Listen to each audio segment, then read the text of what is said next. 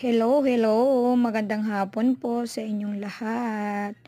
Andito po tayo sa Easy Resort, Milagros, Bulalakaw Oriental, Mindoro. Tayo po ay nagtitingin-tingin lang kung maganda ba dito. Ayan po ang aking asawa na naglalakad. Ito po'y paakyat na dahil po kami galing na sa baba. Ang pinaka main po nito ay nasa taas dahil ito po'y bundok. Ayan po. Siguro po ito ay nasa mga time of 4 o'clock.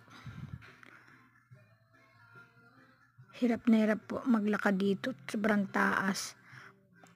Ang taga-Bidyuwari pagod na. Hello pa.